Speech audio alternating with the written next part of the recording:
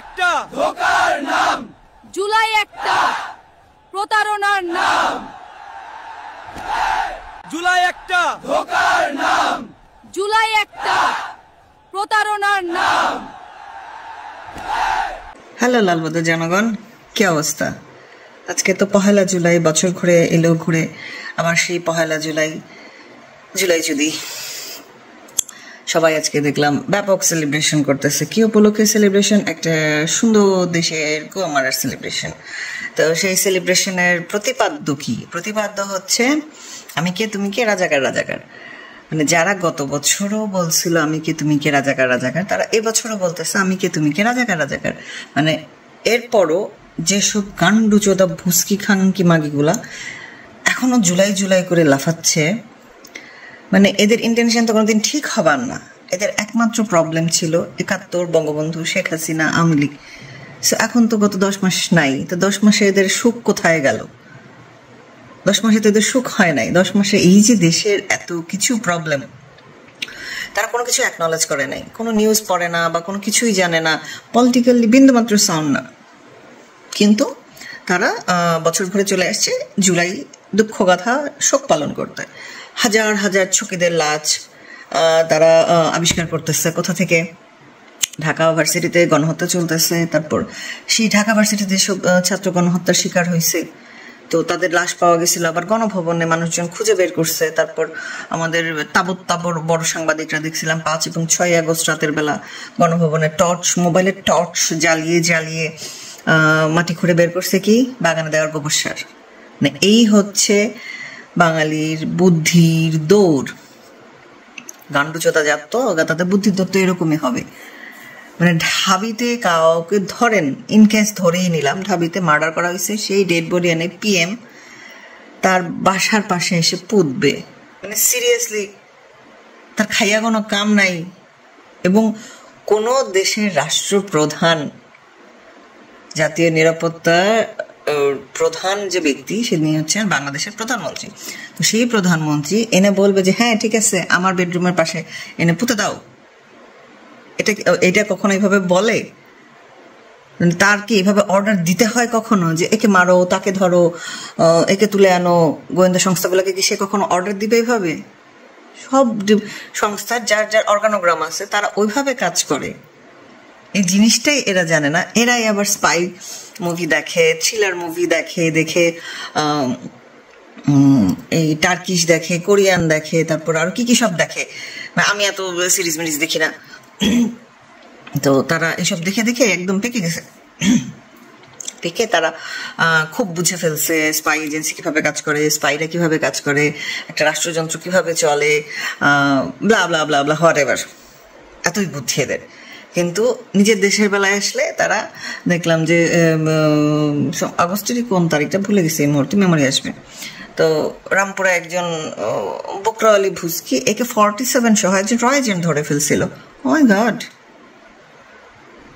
মানে একটা spy agent ভিন দেশে গিয়ে AK-47 নিয়ে ঘুরবে? What a brain! এরা তো ব্রেইন খুলে পড়ে যায় না, এরা পয়দাই হয়েছে বেসিক্যালি ব্রেইন ছাড়া। গড ভুলে গেছে এদের, এখানে ব্রেন ঢুকাইতে ভুলে গেছে। ম্যানুফ্যাকচারাল ডিফেক্ট, মানে ডিফেক্টেই পয়দা হয়েছে, কিছু করার নাই আসলে। এবং এই ডিফেক্টওয়ালা পাবলিকই বাংলাদেশে বেশি, যারা পলিটিক্যালি সাউন্ড না, কিছুই বোঝে না, কিছুই জানে না, কিন্তু তারা চলে আসে শেখ হাসিনার স্বজন হারানোর বেদনা যে কথাটা উনি বলেন সেটা নিয়ে ট্রল করতে, অথচ নিজেদের তুচ্ছ দুঃখ নিয়ে দিনের পর দিন, বছরের পর বছর টাইমলাইনে কেন্দ্রে যায়, কোনো প্রবলেম হয় না। একমাত্র প্রবলেম হয় শেখ হাসিনা যখন তার পুরো ফ্যামিলি হারায় ফেলছে, সেটা নিয়ে উনি বলেন। নিজের ফ্যামিলির একটা মেম্বার মারা গেলে, মানে চোখের সামনে মারা গেলে, রোগে ভুগে বা হোয়াট এভার অ্যাক্সিডেন্ট করে যেভাবেই মারা যাক, চোখের সামনে দেখতে পাচ্ছে, তারপরেও তাদের দুঃখ শেষ হয় না। আর এই মানুষটার দুঃখ উনি বলেন বলে সেটা নাকি তাদের ভালো লাগে না। অদ্ভুত। 2016 সালের 1 জুলাই হোলি আর্টিজানে, গুলশানের হোলি আর্টিজানে জঙ্গি হামলা হয়েছিল। তো সেগুলা এখন আজকে 8 বছর পরে, 9 বছর পরে এসে এই সরকার, এই অবৈধ সরকার যারা রাষ্ট্র ক্ষমতা দখল করে বসছে, এরা বলতেছে তখন নাকি ওটা নাটক ছিল। ভাই নাটক হইলে জাপানিরা জাপানে গিয়ে বলিস, জাপানে ট্যুর একটা দিতে বল আমাদের নুনুস জাপানে গিয়ে বলুক যে ওইটা নাটক ছিল, তোমাদের কোনো লোকজন মরে নাই, মেট্রো রেলে যারা কাজ করতো ওরা কেউ মরে নাই, ওটা আসলে আওয়ামী লীগের সাজানোর নাটক ছিল, দেখিস তোদের কোন দিয়ে ভরে খানকির ফুত। ডিএমপি কমিশনার আজকে বলতেছে যে আমার এই সম্পর্কে কোনো আইডিয়া নাই, এটার একটা নাটক ছিল। একটা মানে কি বলবো, একজন ডিএমপি কমিশনারের মুখ থেকে এই কথা বের হয়, অবশ্য এটা খুব একটা বড় ব্যাপার না, কারণ হচ্ছে যেখানে স্বরাষ্ট্র উপদেষ্টা জাইঙ্গা বলতেছে যে এটা আমাদের বাছুর আসিফের ভুল হয়ে গেছে, মানে সিরিয়াসলি AK-47 এর ম্যাগাজিন নিয়ে এয়ারপোর্টে ঢুকে যাওয়া এটা ভুল। AK-47 তো কোনো পার্সোনাল না, অস্ত্র হইতে পারে না, কখনো কাউকে লাইসেন্স দেওয়া হয় না এটা পার্সোনালি ইউজ করার জন্য, আমি জানি। তো পার্সোনালি ইউজ করার জন্য যেটা লাইসেন্সই দেওয়া হয় না সেটার ম্যাগাজিন তোর ব্যাগের মধ্যে থাকবে কি জন্য? সেই ব্যাগ আবার তুই এয়ারপোর্টে নিয়ে যাবি কি জন্য? তারপর তো তুই ফেসবুকে একের পর এক সাফাই গাইতেছিস যে আমি জানি না নিউজ কিভাবে ডিলিট হয়েছে, তারপর ব্লা ব্লা ব্লা ব্লা ব্লা ব্লা। মানে সিরিয়াসলি তোরাই তো সাক্ষাৎকার দিছিলি যে 5 তারিখ যদি তোরা সফল না হইতি তাইলে তোরা সশস্ত্র বিপ্লব চালায় যেতি। তোদের নিজেদের বয়ান, আমরা কেউ বানাইনি, বলতে পারবো না যে এআই দিয়ে বানাইছি, নিজেরাই দিছিস ইন্টারভিউ কেন পাবলিশ হয় না সেটা নিয়ে হাউকাও করছিস। তো এখন তোরা কেন প্রোটেস্ট করতেছিস? আর তোর লাইসেন্সটা আসছে কই থেকে? তুই ট্যাক্স দিস কয় টাকা? মানে যদি সরকারি ক্ষমতা বলেও তুই নিয়ে থাকো, সেই ক্ষমতারও তুই অপব্যবহার করছিস। তোর বাপ ঠিকাদারি নেয়, তুই ভুলে যাস, তোর অ্যাকনলেজমেন্ট থাকে না, তোর পিএসটি দুর্নীতি করে সেটাও তুই জানোস না, এবং তোর ব্যাগেই ভুল করে AK-47 এর ম্যাগাজিন পাওয়া যায়। ও মাই গড, এত নান্না মুন্না ফিডারওয়ালা বাচ্চা তো আসলে মানে আমরা আগে কখনো দেখি নাই। এত ফিডার তোকে কে সাপ্লাই দিচ্ছে? এইসব সার্কাস দেশের মধ্যে ক্রমবর্ধমান ভাবে বেড়েই যাচ্ছে এবং মানুষের এখন কোনো প্রবলেম নেই। তারা নিউজ দেখে খুব হ্যাপি, এখানে মানুষজন খাইতে পাক, কারো চাকরি না থাক, কোনো ইনভেস্টমেন্ট আসে, ওই যে আকাশ থেকে লাফাইন না আশিক বানায়, সে যে বলছিল চাকরিতে ভেসে যাবে, ইনভেস্টমেন্ট এসে ভেসে যাবে, কিছুই আসে নাই আলটিমেটলি। এসব নিয়ে কারো কোনো হেডেক নেই, তাদের একমাত্র হেডেক হয়েছে 5 তারিখে শেখ হাসিনা দেশ ছেড়ে পালাই গেছে। ওয়াও, তাহলে 3 বাহিনী মিলে প্রোটোকল কাকে দিছিল? কব্বরে থাকা তোর বাপরে? হ্যাঁ, 3 বাহিনী প্রোটোকল দিয়ে আর যে সে সেফ জায়গায় রেখে আসছে যেন তার কোনো লাইফ রিস্ক না থাকে, সেটাকে নিয়ে তোরা ট্রল করে যাচ্ছিস, কিন্তু নিজের পাশায় যে কাপড় নাই, 2400 টাকা চাল যে 3400 টাকা দিয়ে কিনতেছিস, তোদের এটা নিয়ে কোনো হেডেক নাই। বাঙালি হচ্ছে এক্স্যাক্টলি এরকম, নিজের নাক কেটে পরের যাত্রা ভঙ্গ করবে। মানে এদের পলিটিক্যাল কোনো লিটারেসি নাই, কিচ্ছু বুঝবে না পলিটিক্স নিয়ে, কিন্তু মাঝখান দিয়ে একটা ডেঙ্গা ঠেলে দিবে। আমাদের মানসিক এই কথাটা খুব চলে আর কি, যে কিছু বুঝে না ডেঙ্গা ঠেলে দিল মাঝখান দিয়ে, যেটা অন্য এলাকায় বলে বাম হাত ঢুকাই দিছে। এটা কিছুই বুঝে না পলিটিক্সের, কিন্তু কোথায় কোথায় ফাল মেরে চলে আসে শেখ হাসিনাকে নিয়ে ট্রল করতে এবং জুলাই নিয়ে কান্দাকাটি করতে।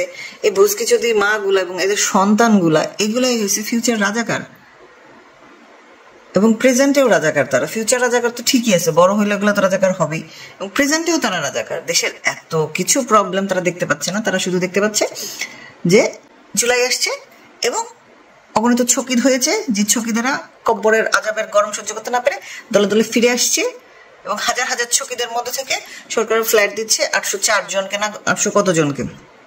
সরকারই তো একনলেজ করতেছে না তাদের ছকিদদের, এবং সেই 800 জনের মধ্যেও ছকিদ আছে এই কাজী গ্রুপে লুটপাট করতে গিয়ে মরছে যেটি ওইডি, যশোরে জাবের হোটেল লুটপাট করতে গিয়ে যেটি মরছে ওইডি, এই এর দর খায় মরছে ওইডিও ছকিদ। মানে এখান থেকে কাইটটা ছাইটটা বাদ দিলেও মনে করেন 250 বেশি হবে না। তখন বলেন 250 মানুষ আপনার কাছে ফ্যাক্ট না? No, it's not a big deal. আপনি যখন একটা ভিন দেশে ষড়যন্ত্রের ফাঁদে পড়ে ডলার খায়ে একটা দেশকে অস্থিতিশীল করতে যায়, দেশের গুরুত্বপূর্ণ রাষ্ট্রীয় সব স্থাপনায় আপনি অ্যাটাক করবেন। যে আজকে ভিডিও দেখতেছি, মেট্রো রেলে আগুন দিছে, বিটিভিতে আগুন দিছে, মানে সেতু ভবনে আগুন দিয়ে পড়ে দিছে, এগুলো আমাদের রাষ্ট্রের সম্পদ ছিল, আমার ট্যাক্সের টাকা, আমি একজন ট্যাক্স পেয়ার বাংলাদেশের, আমার ট্যাক্সের টাকা এইগুলা হয়েছিল। আপনি আপনার ট্যাক্সের টাকাও এগুলো হয়েছিল, সেগুলো যখন ভেঙে ফেলছে এগুলো কে করবে? গত 10 মাসে এগুলো কোনো উন্নতি দেখা যায় না। 1.5 মাসে যখন 10 নম্বর স্টেশন চালু করে দিল কমলাপুর এবং শাহবাগ স্টেশন, শাহবাগ না সরি আরেকটা কোন স্টেশন থেকে নামটা ভুলে গেছি, হোয়াট এভার, তো ওইখান থেকে জিনিসপাতি খুলে এনে যখন এখানে জোড়াতালি দিয়ে 10 নম্বর মিরপুর 10 স্টেশন চালু করে দিল, আজকে দেখেন 10 মাস এখন পর্যন্ত কিন্তু বাকি মেট্রোগুলা চালু হয় নাই। নোটিস করছেন? করেন নাই। কারণ কি? আপনারা ভুসকি চুদি, যে আপনাদের মাথায় জ্ঞানই নাই যে কিভাবে সম্ভব, এভাবেই সম্ভব।